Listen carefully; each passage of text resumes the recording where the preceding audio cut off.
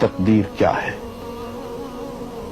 اگر سب کچھ پہلے سے ہی لکھا لکھایا ہے تو ہم اپنے اعمال کے ذمہ دار کس طرح ہوئے؟ پھر اعمال کی جزا و سزا کیسی؟ پھر جنت و دوزخ کے کیا معنی؟ وضاحت فرمائے۔ بھئی سچی بات یہ ہے کہ اس سوال نے ایک عرصے تک مجھے بھی ستائے رکھا، اور میں سوچتا رہا کہ اگر واقعی اللہ تعالیٰ نے پہلے سے ہی سب کچھ لکھ دیا ہے کہ میں اتنے بج کر اتنے منٹ میں بیٹھ کے یہاں پہ ایک لیکچر دوں گا، یہ تقریر کروں گا، اتنے بج کر اتنے منٹ میں نماز پڑھوں گا، اتنے بج کے اتنے منٹ میں فلاں کو گالی دوں گا، فلاں کو تھپڑ ماروں گا، یہ پہلے سے ایک میرا شیڈول مرتب ہے اللہ کے ہاں، لکھا لکھایا پروگرام چھپا چھپایا موجود ہے، میرا کیا قصور؟ تو لکھنے والے کا قصور ہے؟ بات تو خطرناک ہے نا، بات تو خطرناک ہے نا۔ تقدیر کیا ہے؟ عربی میں اس کے لیے ایک لفظ لکھا جاتا ہے دینی کتابوں میں، علم اللہ السابق، اللہ کا علم جو پہلے سے اسے حاصل ہے۔ اللہ کو معلوم ہے کہ آج میں اتنے بج کر اتنے منٹ پہ اپنی مرضی سے، اپنے ارادے سے، اپنی آزادی فکر اور آزادی عمل پہ، عمل سے کام لیتے ہوئے یہ کام کروں گا۔ اب بھائی کام تو میں اپنی مرضی سے کر رہا ہوں، اپنی آزادی سے، اپنے ارادے سے کر رہا ہوں، لیکن اتنی سی بات تو مانو کہ اللہ تعالیٰ علام الغیوب ہے، علیم بذات الصدور ہے۔ مجھے اپنے بارے میں پتہ نہیں ہے کہ کل 10:10 پہ میں کیا کروں گا، اس کو پتا ہے۔ مجھے اپنے بارے میں پتہ نہیں ہے کہ میں 10 سال کے بعد کہاں ہوں گا، کیا کر رہا ہوں گا، فلاں بج کے فلاں منٹ، اس کو پتا ہے۔ اس کو میرے آزادانہ، خود مختارانہ، فری ول کے ساتھ کیے ہوئے اعمال کا پتا ہے کہ میں اپنی مرضی سے، اپنے فری ول کے ساتھ، اپنے ارادے سے اتنے بج کر اتنے منٹ پہ کیا کروں گا۔ یہ اس نے اپنے ہاں لکھ رکھا ہے، اس لیے کہ اس کو پوری کائنات کا نظام چلانا ہے۔ اس کا علم جو ہے وہ صحیح ہے، لیکن اس کا علم میرے ارادے سے نہیں ٹکراتا ہے۔ یہ بات میں ایک مثال سے سمجھاؤں گا۔ میرے ساتھ ایک واقعہ پیش ہو گیا، اس دن مجھے تقدیر سمجھ میں آ گئی کہ ہوتی کیا ہے۔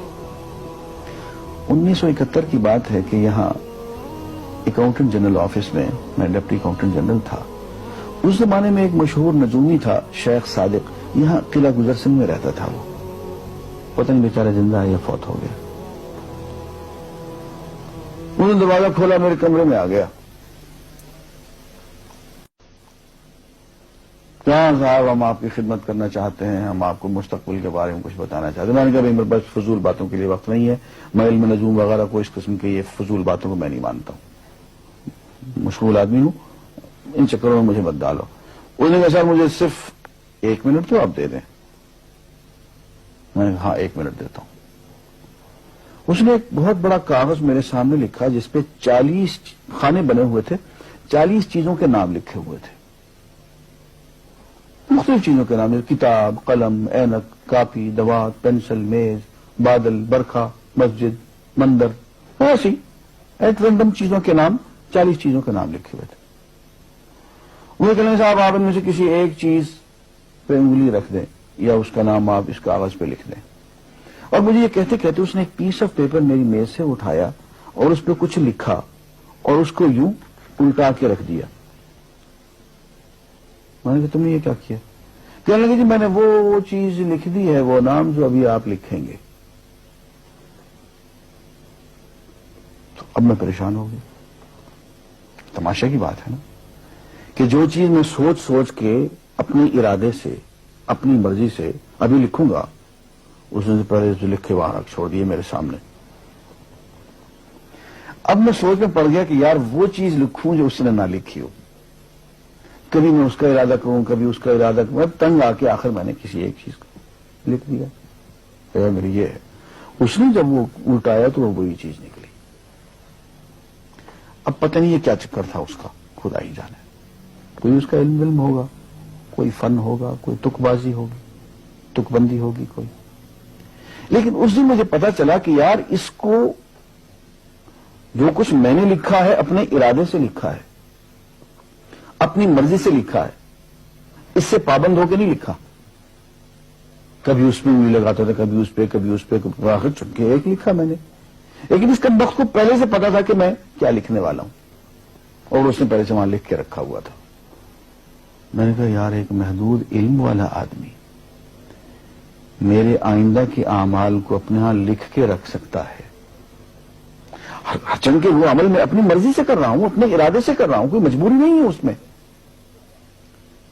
لیکن وہ میری مرضی والا عمل، میرے اپنے ارادے سے کیا ہوا عمل، پوری آزادی کے ساتھ کیا ہوا عمل، اس نے پہلے سے اپنے یہاں لکھ کے رکھا ہوا.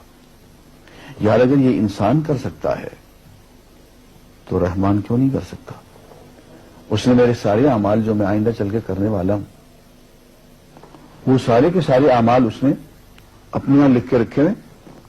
اس کو انتظام کرنا ہے، میرے رزق کا انتظام بھی کرنا ہے، آگے میری زندگی، میری موت، میری قبر میں اکوموڈیشن کا پتہ نہیں کہاں کا میرے اس نے انتظامات کرنے ہیں. تو میرے بارے میں اس نے سارا کا ڈاٹا کلیکٹ کر کے رکھا ہوا ہے اپنی انفارمیشن کے لیے کہ یہ اپنی مرضی سے کیا کیا کچھ کرے گا. تو اس کے لکھے ہوئے ہونے سے میری مرضی ختم نہیں ہوتی، میری ذمہ داری ختم نہیں ہوتی، میرا ارادہ، میری فری ول ختم نہیں ہوتی. یہی وجہ ہے کہ ہم جو اعمال کرتے ہیں اس میں سے اللہ تعالیٰ اس کی کچھ ذمہ داری ہم پہ ضرور ہوتی ہے. کچھ کام اللہ تعالیٰ کا ایک نظام ہے، اس میں شاید ہماری ذمہ داری نہ ہو، وہاں جبر ہو. لیکن کچھ اعمال ایسے ہیں جن میں خالصتاً ہمیں آزادی حاصل ہے، ہمیں اختیار حاصل ہے، ہم ان کے ذمہ دار ہیں، ہمیں ان پہ جزا ملے گی، ہمیں ان پہ سزا ملے گی، اللہ تعالیٰ بچائے. اور جزا ملے گی تو جنت ہوگی، سزا ملے گی تو دوزخ ہوگی. لیکن آزادی عمل اور ارادہ ضرور ہے. یہ الگ بات ہے کہ اللہ تعالیٰ کو پہلے سے ہی معلوم ہے کہ ہم اپنے ارادے سے اور اپنی آزادی اور اپنی مرضی سے ہم آج اور کل اور پرسوں اور سال بھر کے بعد اور 10-20 سال کے بعد ہم کیا کیا کریں گے اس کے ہاں لکھا ہوا ہے.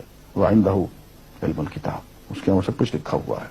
لیکن ہم جو کرتے ہیں اپنے ارادے سے کرتے ہیں اور اس کے ذمہ دار ہیں. وآخر دعوانا الحمدللہ رب العالمین.